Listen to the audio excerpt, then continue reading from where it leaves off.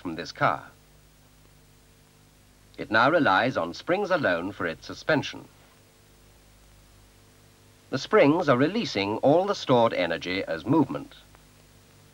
To improve the ride, this rebound energy must be converted into some other form. The damper or shock absorber is the answer.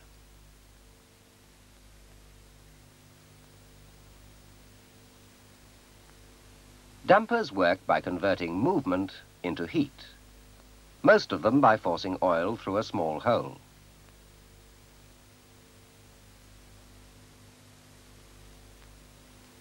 Remember the simple spring?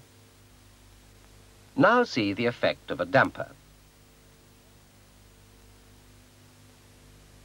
Nearly all the movement is being changed into heat.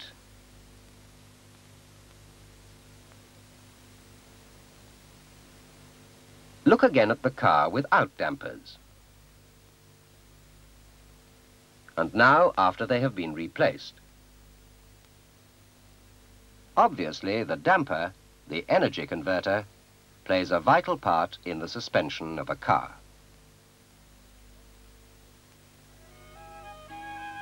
Let's come back to the spring itself. In the 18th century, the steel spring built up of separate leaves was universal. Since then, it has been used as a full elliptic,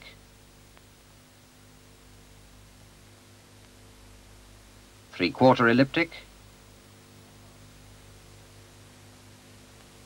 or half elliptic. And it is still widely used today. It has the advantage of low cost, long life, and it flexes virtually in one direction only.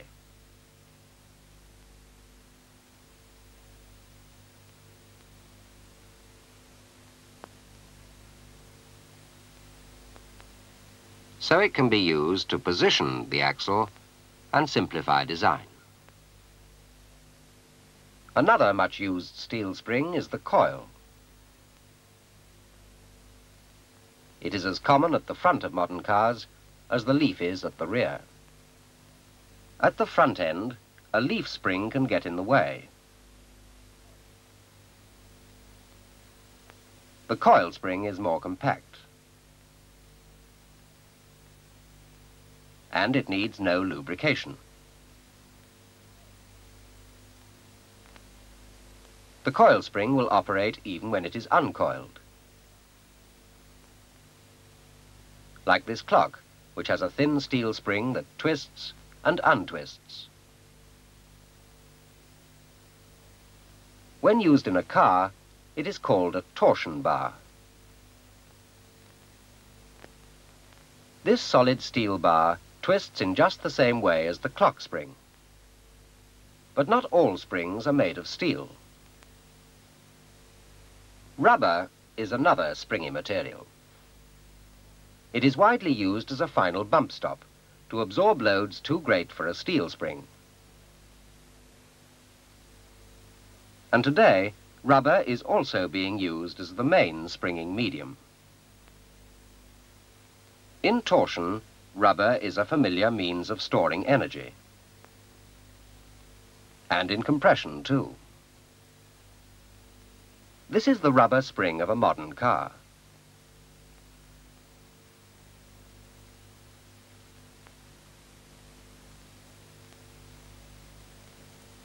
Both shear and compression of the rubber are used.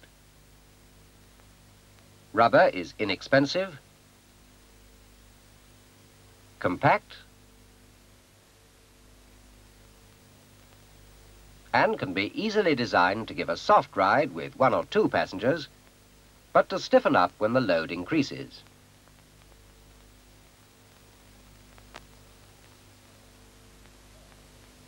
Besides steel and rubber, air can be used as a springing medium.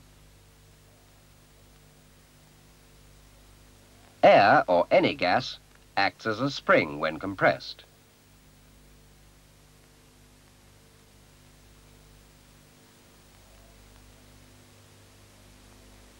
Air in this rubber container serves as an auxiliary spring to allow the mainspring to be made more flexible. When the load is greater than normal, the air spring helps the steel spring to support the extra weight.